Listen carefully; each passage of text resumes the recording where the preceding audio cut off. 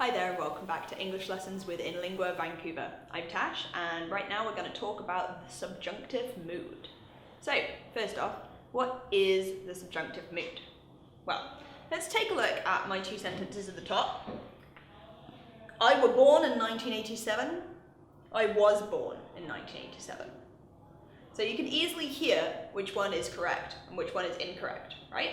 I were sounds very funny, sounds strange. But when we use the subjunctive mood, there is a scenario where we put I and were together. Okay. When do we use it? In the subjunctive. So let's have a look at these. If I were, if she were, if he were. What can you see in common with those three examples? They all use the word if. Okay. We use the subjunctive mood when we are talking about, what if, or if only, okay? Not a real situation, an imagined situation. So let's have a look at some of my examples. What if? If I were a wizard, I would fly a broomstick. Okay. You can see that we use the word would in the past tense with this if statement, were and would. If she were to win the lottery, what do you think she'd do? Have a look at that. What do you think she'd do? That D here, what does it mean? Also means would, okay? They are a pair. If statement with would for the what if subjunctive mood. If only, If I were taller, I would play basketball. I'm pretty short, so it's a difficult sport for me. If you were 16, you'd be able to drive. So again, we have these pairings, were and would, okay? But in reality, we don't need to use the subjunctive mood when we are talking about things that are real. I think I was 16 when my grandmother died, but if I was 17, it would have been 2006.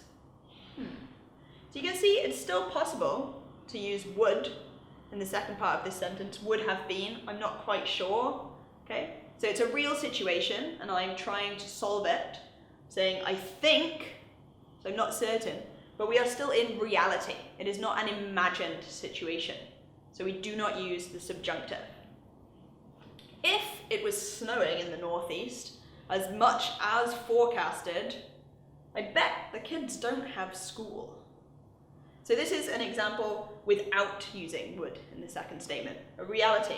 I'm guessing if it was snowing, okay, there's a question, if it was snowing as much as forecasted, I bet the kids don't have school.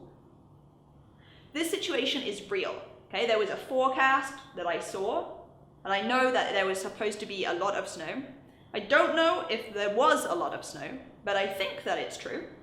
So I'm saying if it was snowing, I bet the kids don't have school. We don't have to use the subjunctive mood, were and would. Sometimes we use the subjunctive mood to change from a statement to a different kind of sentence. So, statement, fact, school is cancelled. Yeah, because of the snow. But a suggestion, my idea, I politely suggest that school be cancelled forever. You can hear be, to be, instead of is, okay? So we are using the base form, be form of the verb, because it is a suggestion in the subjunctive mood. Donnell eats all 10 bagels. Statement, just giving you a fact, some information. But if I want to make this into a command, again, I would use the subjunctive mood. I command that he eat all 10 bagels. You can see that my eat has lost the S, the base form of the verb. I command that he eat. So when we use a command, we use the base form, subjunctive mood. Another statement, Juan gives his homework attention. Okay. If we want to make this urgent, very dramatic, again, we can use the subjunctive mood. It is essential that he give more attention. Essential that he give. This sounds a little bit funny. He eat, he give. Okay? in the same way that I were and she were sounds a little bit funny. Okay? It's the subjunctive mood. It changes the form of the verb. We also use it when we are giving recommendations. Here is a statement. We are finished with subjunctives.